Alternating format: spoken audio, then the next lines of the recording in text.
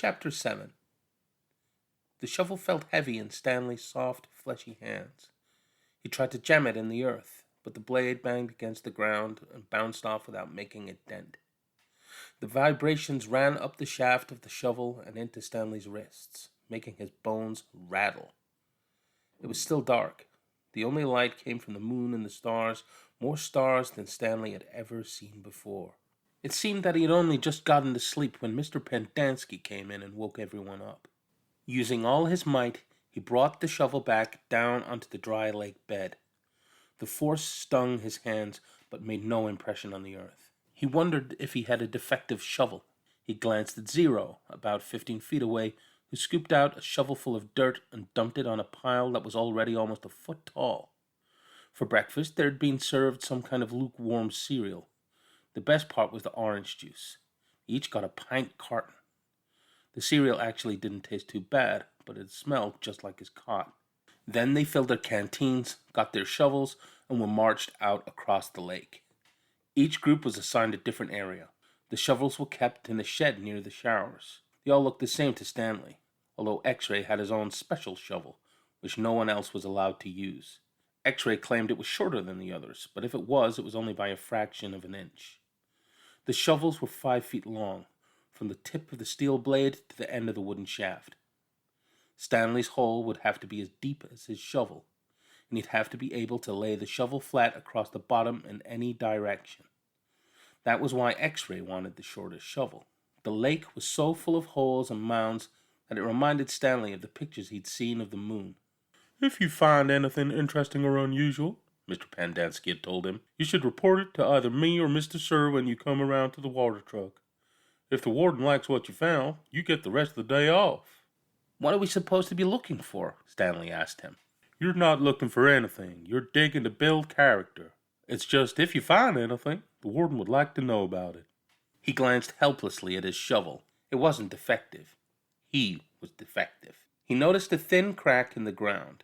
He placed the point of his shovel on top of it, then jumped on the back of the blade with both feet. The shovel sank a few inches into the packed earth. He smiled. For once in his life, it paid to be overweight. He leaned on the shaft and pried up his first shovelful of dirt, then dumped it off to the side. "Only 10 million more to go," he thought. Then he placed the shovel back in the crack and jumped on it again. He unearthed several shovelfuls of dirt in this manner, before it occurred to him that he was dumping his dirt within the perimeter of his hole. He laid his shovel flat on the ground and marked out the edges of where his hole would be.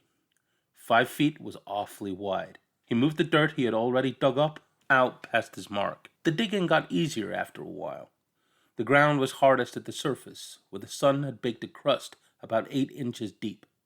Beneath that, the earth was looser.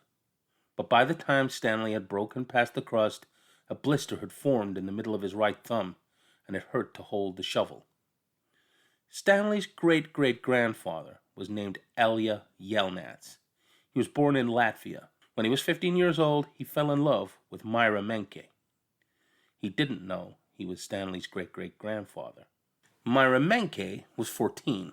She would turn 15 in 2 months, at which time her father had decided she should be married. Elya went to her father to ask for her hand, but so did Igor Barkov, the pig farmer. Igor was 57 years old. He had a red nose and fat, puffy cheeks. "I will trade you my fattest pig for your daughter," Igor offered. "And what have you got?" Myra's father asked Elya. "A heart full of love," said Elya.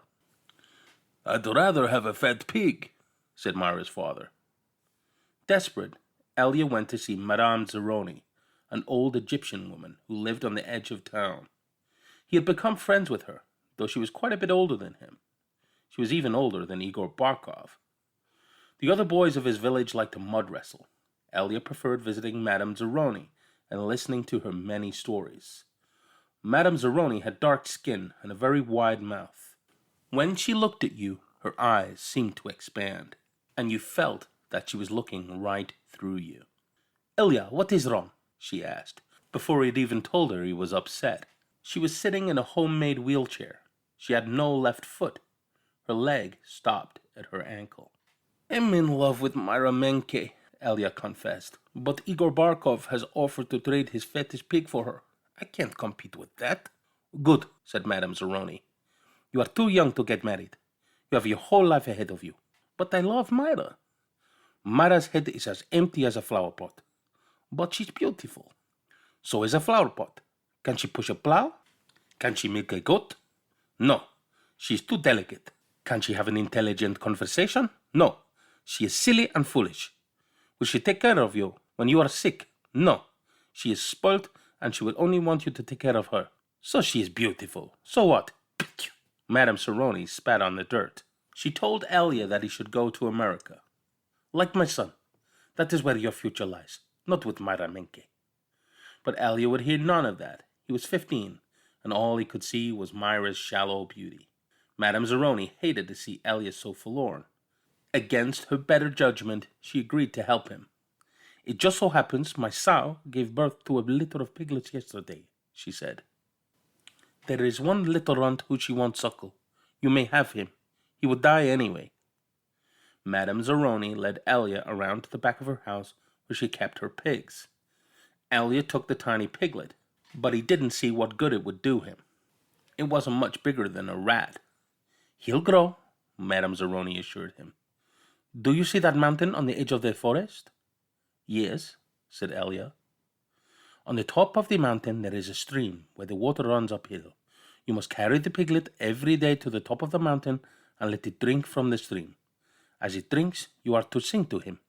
She taught Elya a special song to sing to the pig. On the day of Myra's 15th birthday, you should carry the pig up the mountain for the last time. Then take it directly to Myra's father. It will be fatter than any of Igor's pigs. If it is that big and fat, asked Elya, how will I be able to carry it up the mountain? The piglet is not too heavy for you now, is it? Asked Madame Zeroni. Of course not, said Elya. Do you think it will be too heavy for you tomorrow? No.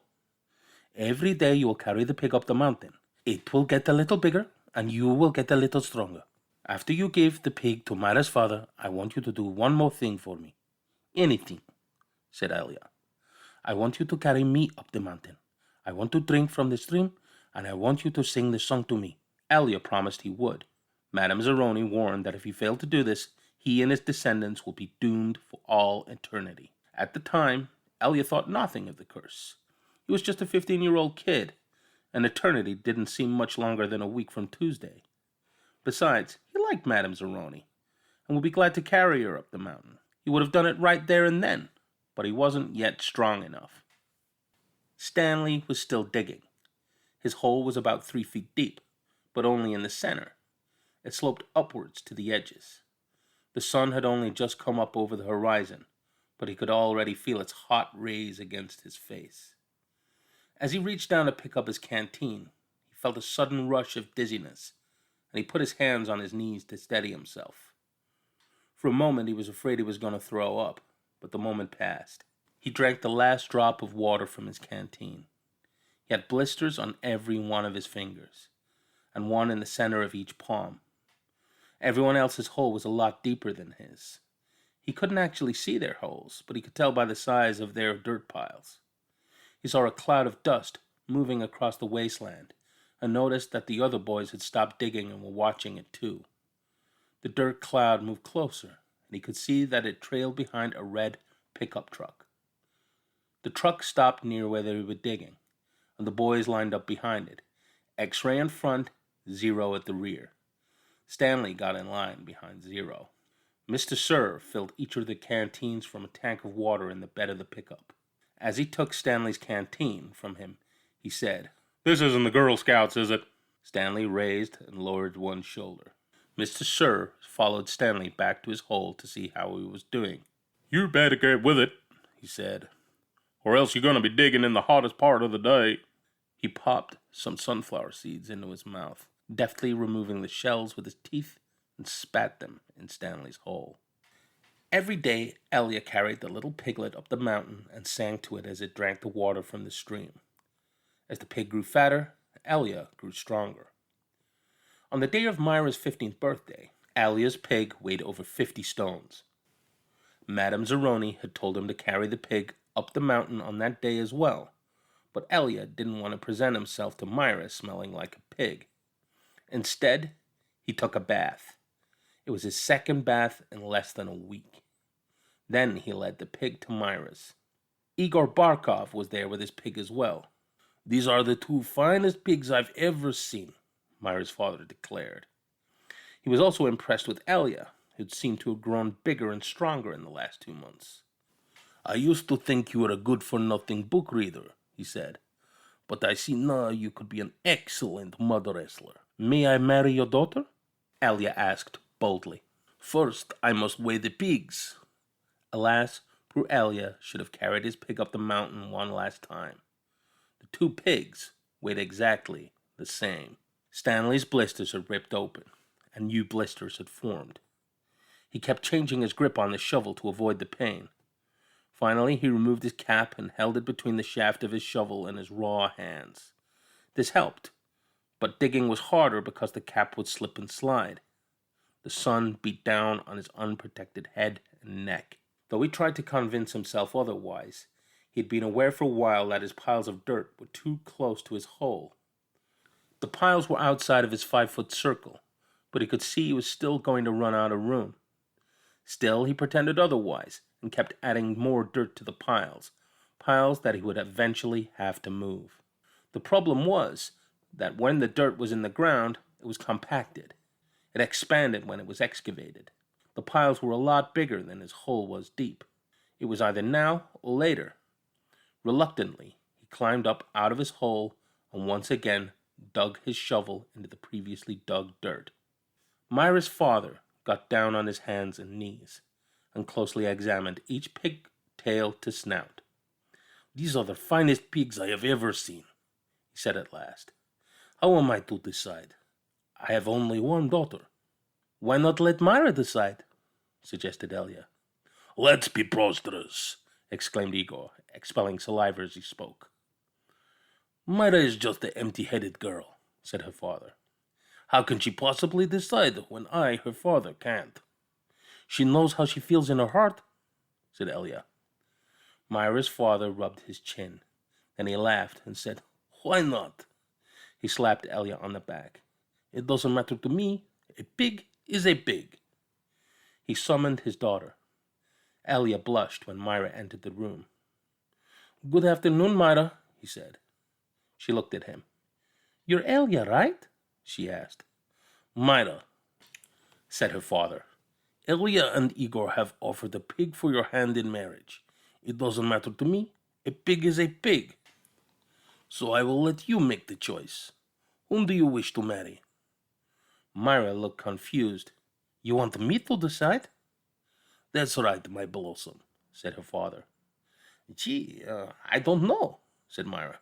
"Which pig weighs more?" "They both weigh the same," said her father. "Golly," said Myra. I guess I choose Elya. No, Igor. No, Elya. No, Igor. Oh, I know. I'll think of a number between 1 and 10. I'll marry whoever guesses the closest number." "Okay, I'm ready." 10, guessed Igor. Elya said nothing. "Elya?" said Myra. "What number do you guess?" Elya didn't pick a number. "Marry Igor," he muttered. "You can keep my pig as a wedding present." The next time the water truck came, it was driven by Mr. Pendansky, who also brought sack lunches. Stanley sat with his back against a pile of dirt and ate. He had a bologna sandwich, potato chips, and a large chocolate chip cookie. "How you doing?" asked Magnet. "Not good, really." "Well, the first hole's the hardest," Magnet said. Stanley took a long, deep breath. He couldn't afford to dawdle. He was way behind the others, and the sun kept getting hotter. It wasn't even noon yet, but he didn't know if he had the strength to stand up. He thought about quitting. He wondered what they would do with him. What could they do to him? His clothes were soaked with sweat. In school, he had learned that sweating was good for you. It was nature's way of keeping you cool. So why was he so hot? Using his shovel for support, he managed to get to his feet. "Where are we supposed to go to the bathroom?" he asked Magnet. Magnet gestured with his arms to the great expanse around them. "Pick a hole, any hole," he said. Stanley staggered across the lake, almost falling over a dirt pile. Behind him, he heard Magnet say, "But first make sure there's nothing living in it." After leaving Myra's house, Elya wandered aimlessly through the town until he found himself down by the wharf. He sat on the edge of a pier and stared down at the cold, black water. He could not understand how Myra had trouble deciding between him and Igor. He thought she loved him, even if she didn't love him. Couldn't she see what a foul person Igor was? It was like Madame Zeroni had said. Her head was as empty as a flower pot. Some men were gathering on another dock, and he went to see what was going on. A sign read, "Deck hands wanted. Free passage to America." He had no sailing experience, but the ship's captain signed him aboard. The captain could see that Elya was a man of great strength. Not everybody could carry a full-grown pig up the side of a mountain. It wasn't until the ship had cleared the harbor, was heading out across the Atlantic, and he suddenly remembered his promise to carry Madame Zeroni up the mountain. He felt terrible. He wasn't afraid of the curse. He thought that was a lot of nonsense. He felt bad because he knew Madame Zeroni had wanted a drink from the stream before she died. Zero was the smallest kid in Group D, but he was the first one to finish digging. "You finished?" Stanley asked enviously. Zero said nothing. Stanley walked to Zero's hole and watched him measure it with his shovel. The top of his hole was a perfect circle, and the sides were smooth and deep. Not one dirt clod more than was necessary had been removed from the earth. Zero pulled himself up to the surface. He didn't even smile. He looked down at his perfectly dug hole, spat in it, and then turned and headed back to the camp compound. "Zero's one weird dude," said Zigzag. Stanley would have laughed, but he didn't have any strength. Zigzag had to be the weirdest dude Stanley had ever seen. He had a long, skinny neck and a big round head with wild, frizzy blonde hair that stuck out in all directions. His head seemed to bob up and down on his neck, like it was on a spring. Armpit was the second one to finish digging. He also spat in his hole before heading back to the camp compound. One by one, Stanley watched each of the boys spit into his hole and return to the camp compound. Stanley kept digging. His hole was almost up to his shoulders, although it was hard to tell exactly where the ground level was because his dirt piles completely surrounded the hole. Once again, he realized he was going to have to move the piles. His cap was stained from blood from his hands. He felt like he was digging his own grave. In America, Elya learned to speak English. He fell in love with a woman named Sarah Miller. She could push a plow, milk a goat, and most important, think for herself. She and Elya often stayed up half the night talking and laughing together. Their life was not easy. Elya worked hard, but bad luck seemed to follow him everywhere. He always seemed to be in the wrong place at the wrong time. He remembered Madame Zeroni telling him that she had a son in America. Elya was forever looking for him. He'd walk up to complete strangers and ask if they knew someone named Zeroni, or had ever heard of anyone named Zeroni. No one did. Elya wasn't sure what he'd do if he ever found Madame Zeroni's son anyway. Carry him up a mountain and sing the pig lullaby to him? After his barn was struck by lightning for a third time, he told Sarah about his broken promise to Madame Zeroni. "I'm worse than a pig thief," he said. "You should leave me and find someone who isn't cursed." "I'm not leaving you," said Sarah. "But I want you to do one thing for me." "Anything," said Elya.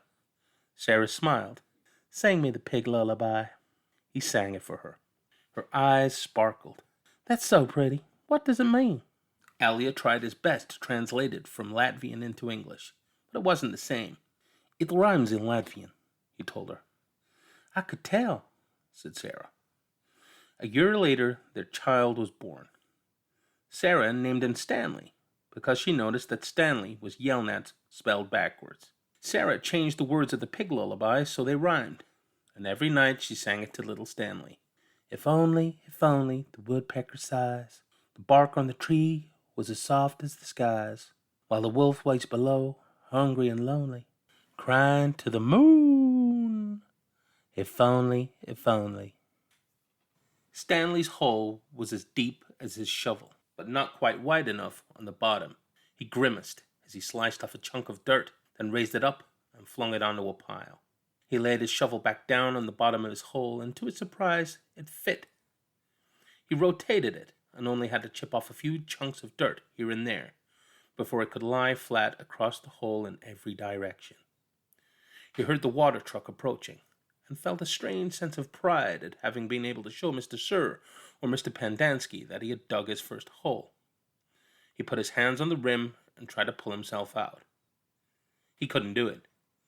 His arms were too weak to lift his heavy body. He used his legs to help, but he just didn't have any strength. He was trapped in his hole. It was almost funny, but he wasn't in the mood to laugh. "Stanley?" he heard Mr. Pendanski call. Using his shovel, he dug 2 footholds in the whole wall. He climbed out to see Mr. Pendanski walking over to him. "I was afraid you'd fainted," Mr. Pendanski said. "You wouldn't have been the first." "I'm finished," Stanley said, putting his blood-spotted cap back on his head. "Well, all right," said Mr. Pendanski, raising his hand for a high five, but Stanley ignored it. He didn't have the strength. Mr. Pendanski lowered his hand and looked down at Stanley's hole. "Well done," he said. "You want to ride back?" Stanley shook his head. "I'll walk." Mr. Pendanski climbed back in the truck without filling Stanley's canteen. Stanley waited for him to drive away, then took another look at his hole. He knew it was nothing to be proud of, but he felt proud nonetheless. He sucked up his last bit of saliva and spat.